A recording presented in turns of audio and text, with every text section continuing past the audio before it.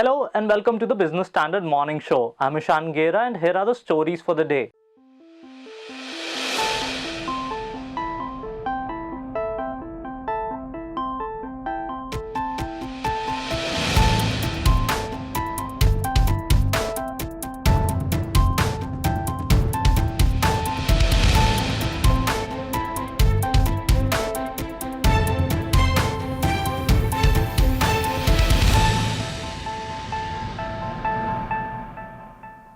The Securities and Appellate Tribunal or SAT has set aside the SEBI's 625 crore rupee disgorgement order against NSE in the alleged co-location scam case, saying that it was patently erroneous. The tribunal also slammed the markets regulator for not conducting its own probe and instead asking the board to probe the allegations against itself. SAT also observed that SEBI's decision to disgorge 25% of the salaries of two former NSE CEOs was erroneous and set it aside. So does SAT's order change the whole course of the case? Find out in our next report by Bhaswar Kumar.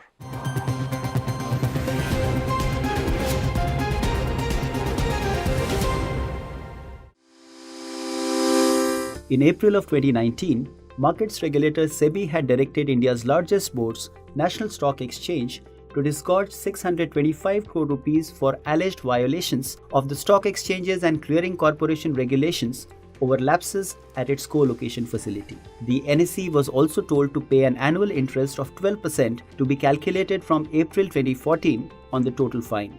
Under the disgorgement process, any party that is found guilty of profiting from an illegal act has to shell out the profit amount obtained from the said act. Now, about 3 years later, the Securities Appellate Tribunal has set aside the SEBI order, saying the NSE has not indulged in any unethical act or unjustly enriched itself.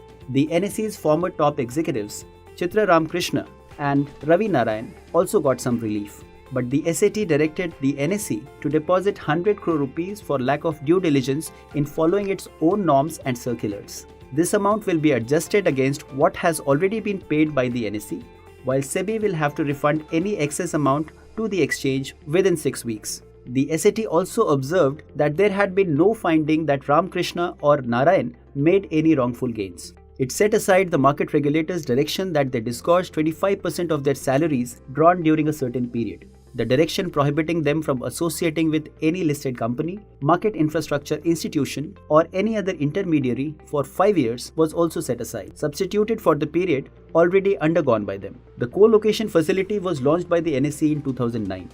It allowed traders and brokers to establish their IT servers within the premises of the data centers of the boards in return for a fee.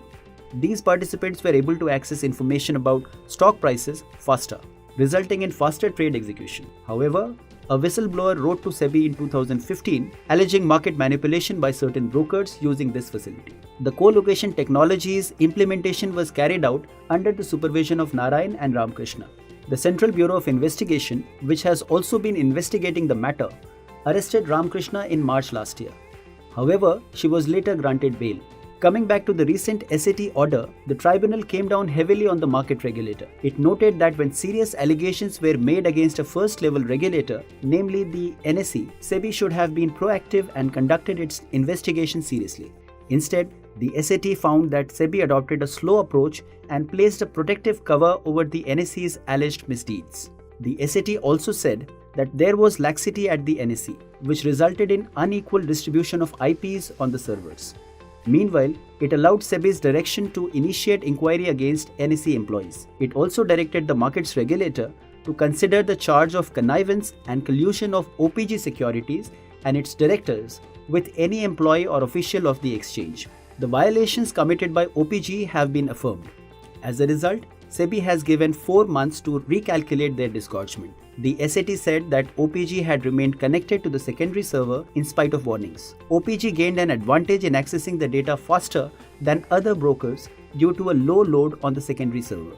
The tribunal also pointed out multiple lapses in the various orders passed by SEBI in the co-location case, noting that there were contradictions in the findings arrived at by SEBI's whole-time member. Pointing out one of the anomalies, the tribunal said that in order against the NSE, the whole-time member held that an early login by the trading member and OPG created an advantage. According to the whole-time member, a trading member who logged in first would be disseminated the data first at the start of the trading day and would therefore have an advantage over other trading members. Meanwhile, in the OPG matter, the whole-time member held that the early login by OPG did not lead to any unfair advantage. However, the SAT has affirmed the SEBI whole-time member's decision to prohibit the NSE from accessing the securities market for 6 months and directed it to carry out system audits at frequent intervals. So, has the SAT order changed the course of the colocation case?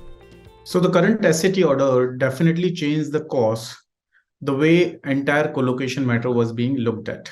However, it is important to understand that the way colocation works, retail investors are not impacted in any way in this particular matter. Now, since the time this colocation related issues were highlighted, SEBI has already taken various policy measures. And in fact, the entire tick by tick facility, which was there at NSE, has been changed from April 2014. And now it has moved to something called as a multicast TBT. So therefore, such kind of recurrence of irregularity is minuscule.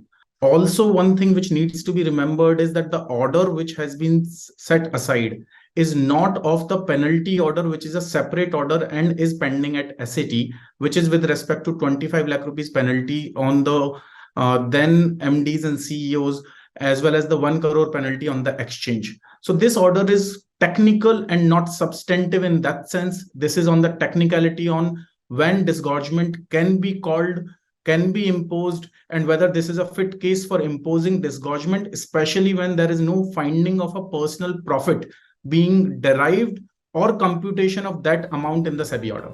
Also, what are the implications for the NSE and SEBI? It remains to be seen whether NSE under the new management is going to appeal this order in Supreme Court, more so because NSE is looking to come out with its IPO in due course. However, SEBI's situation would be tricky because the SAT order clearly nudges SEBI to introspect and put its house in order. It has remarked that SEBI was slow, casual in its approach, and was taking twists and turns depending upon what transpired at the parliament floor. These remarks are very damaging to SEBI, and hence SEBI will have to take a call whether to appeal this order in a full manner or in a limited way to seek only these remarks removed. As you know that in the Supreme Court of India, appeal against a SAT order is only and only on the questions of law, and SAT is the first appellate authority to decide facts and law both. So therefore, facts by and large have been determined in the SAT order. We'll have to wait and see how this entire controversy takes a new turn, especially under the new management and given the way exchange is looking to come out with an IPO. However, for introspection for SEBI, this is a sort of repeat of a history. And let me remind it that somewhere around 2007 and 8, SEBI had passed similar kind of a disgorgement order against depositories in a multi-demat scam called Rupal-Ben Panchal IPO scam. Even 2 decades back, Securities Appellate Tribunal's position was similar, that till the time profit has been calculated and arrived at, no disgorgement can be directed. The order passed by Securities Appellate Tribunal is one another order of setting aside order of SEBI in certain aspects. It is yet another reminder to the regulator that SEBI needs to act very cautiously within the laid down legal principles, particularly in cases where it comes to conclusions of fraudulent activity and consequent disgorgement. The tribunal has criticized both the country's largest stock exchange and markets regulator, highlighting lapses in their conduct of duties. This situation does not bode well for confidence in India's markets and should be rectified immediately.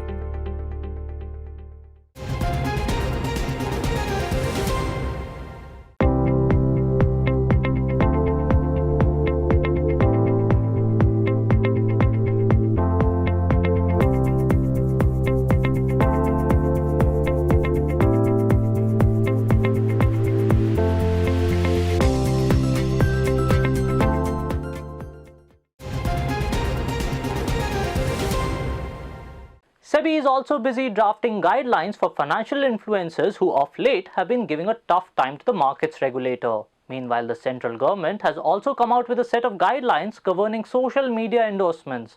Under it, the influencers will now have to mandatorily disclose all material benefits they receive in exchange for promoting a product or service.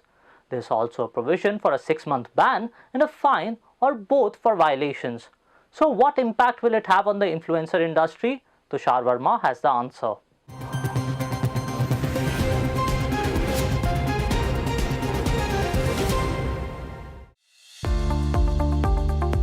The Department of Consumer Affairs has recently released guidelines to regulate the influencer industry called Endorsement Know-Hows for celebrities, influencers, and virtual influencers on social media platforms.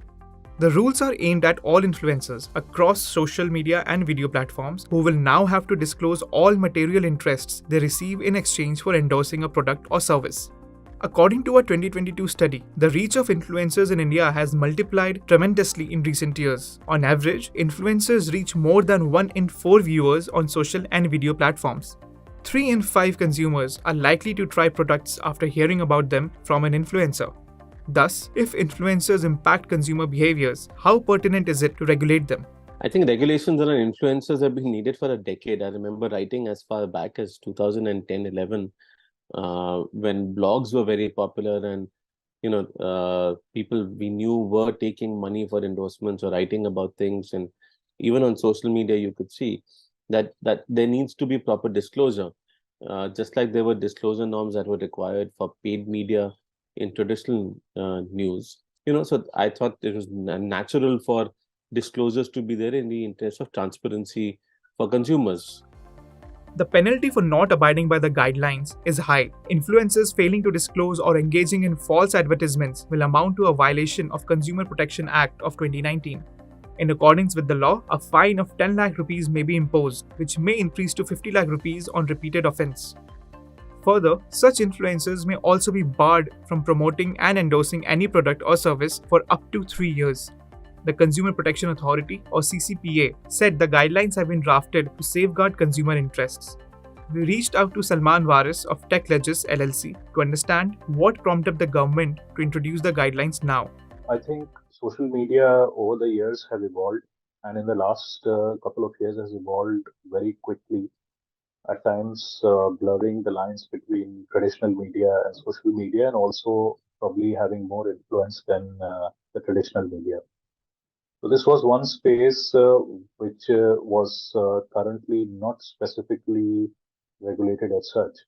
Even under the IT Act, there are no specific as such provisions dealing specifically with social media or social media influencers.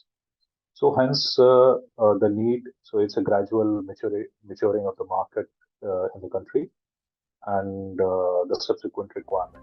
Influencers in India are vastly spread. They range from financial influencers, food bloggers, to lifestyle influencers and fitness enthusiasts. The age group is broad as well, ranging from kids below 18 to senior citizens. In fact, during the pandemic, when offline advertising rates fell, social media advertising grew by 46%. A study by digital marketing agency IQ's Wire indicates that micro-influencers, defined as people with 10,000 to 1 lakh followers, observed an increase in engagement by almost 60%. Salman Waris has a perspective on the ideal way to regulate such influencers. The technology is evolving so quickly that there will be always a situation where the regulations themselves would be falling short in a very brief period of time. So while it's a good effort, I would say, and for the time being, maybe it's more important to have something in the form of a regulation rather than not having anything at all. Because we have seen that with some other laws, for example, the Data Protection Act. Since this is being done through the consumer, under the Consumer Protection Act, so primarily the focus is the consumer and misinformation or the awareness of the consumer with regard to where social media influencers are advertising or promoting products. So to that end, I think it does meet the initial requirements. The endorsement know-hows mandates some extra work by the influencers. The Department of Consumer Affairs, in its document, indicated that the disclosures must be prominent and extremely hard to miss. Disclosing only in the caption will not be enough. Influencers will have to superimpose the disclosure in case of an image. In case of a video, the disclosure must be in both video and audio format. Even live streams have not been left out. The document says that there should be a continuous display of disclosures. So, will such extra effort and due diligence prove to be an obstacle for young influencers with limited infrastructure? I think influencers want to be influencers because they want to influence people, right? I don't think they do that bit for money. It's when they become influencers that they find avenues for making money. And it's a little bit of work, but they should be required to do that work for the payment that they're getting in terms of giving disclosures. But the problem is in something else. companies don't want you to disclose that they are paying you to do this, right? For them, the difference between running an ad and working with an influencer is that people are more likely to believe an influencer than an ad. People have banner blindness when they see banners. So they feel that people will trust something less if consumers know. But at the same time, by using influencers and not giving disclosure, they were effectively fooling people. So I think it's going to be that companies don't want disclosures. Influencers wouldn't have a problem with it. Industry insiders believe that guidelines for influencers are a welcome step towards the regulation of an industry that has come of age. However, the guidelines should evolve with the evolving technology. While it may seem that due diligence is extra work, the influencers should practice it in earnest for the sake of transparency.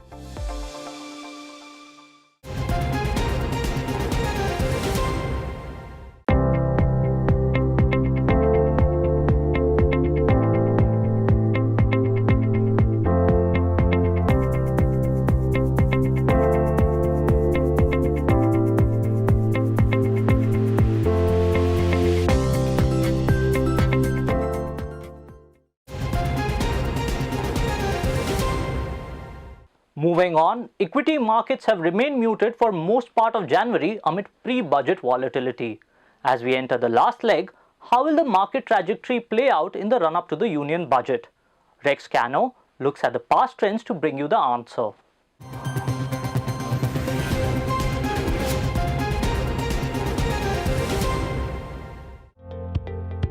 Equity markets could undergo fresh bouts of volatility in the next 7 days as the union budget draws near. However, if historical trends are anything to go by, the market could see short-term positive momentum post the budget. As per data compiled by BS Research Bureau, the Sensex has fallen by 0.8% on average in the week preceding the union budget during the last 15 years. While on a month-long time frame, the average losses have been notably higher at 1.4% prior to the budget, though the Sensex has gained a mere 0.2% so far this month. On the contrary, the average weekly and monthly returns on the benchmark index following the budget have been positive at 1.2% and 0.3% respectively. Besides, the market has also edged higher in the budget day session and the following trading day on an average in the last 15 years, wherein the Sensex has gained 0.3% on the day of the budget and 0.6% the next day. Analysts say that a positive reaction by the markets is typically seen post-budget for a day or two. So typically markets are either flat or rising a little ahead of the budget, and post-budget there is a positive reaction in immediate positive reaction in most cases, and then post 2 days it sort of that positive reaction withers away. Then people realize what is the actual outcome of the budget provisions. So that is how the markets behave. There will be exceptions when there is a very good budget in one of the years, a very bad budget. But otherwise, this is how budget is sort of reacted to by the markets. A study by Nuvama Alternative and Quantitative Research reveals that the probability of market gains a day after the budget remains high at 67%. Meanwhile, analysts at Morgan Stanley highlight that the union budget's influence on short-term market performance has been a steady decline, while volatility has risen since 2019. Budget day volatility was at an 11-year high in 2022. While post-budget performance is harder to predict, it seems certain that market volatility on budget day will be high, says Morgan Stanley. That said, markets will seek direction from F&O trends owing to the monthly expiry today. Among stocks, Bajaj Auto, Cipla, Dr. Reddy's, Tata Elxsi and Tata Motors will be in focus ahead of their Q3 results.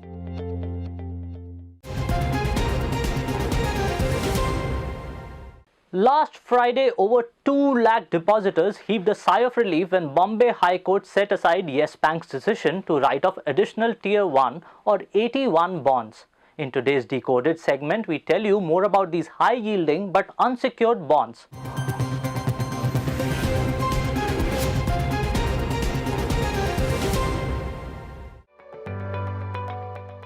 In the March of 2020, a news triggered a panic among lakhs of people associated with the Yes Bank, which had over 1,000 branches across the country then. The private lender was collapsing due to alleged irregularities and bad loans. It was then that the RBI stepped in.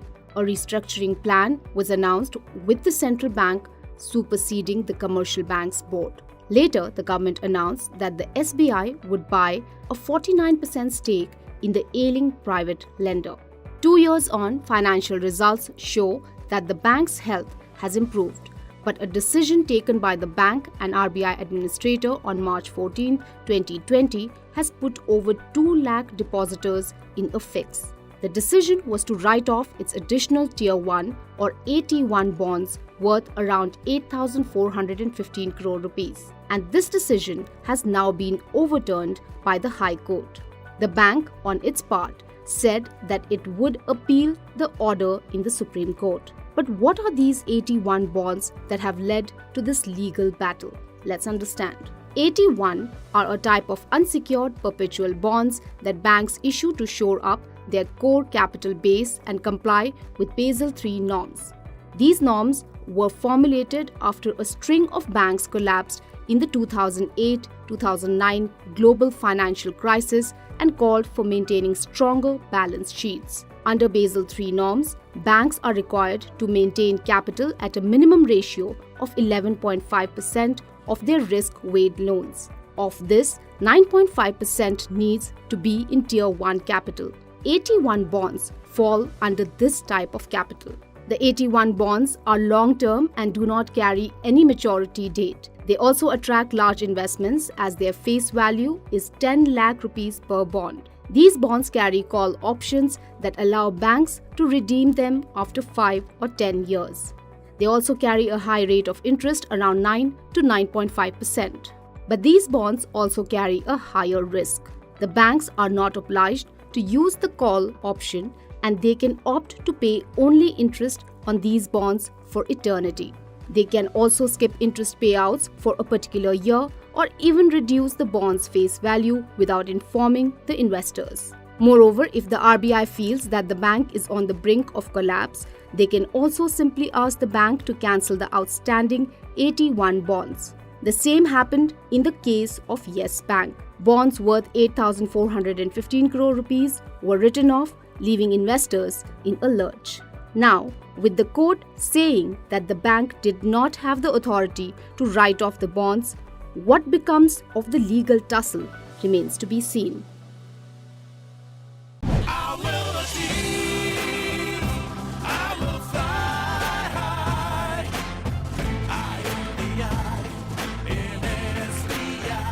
I'm backed by the nation's trusted bank, SBI, the banker to every Indian.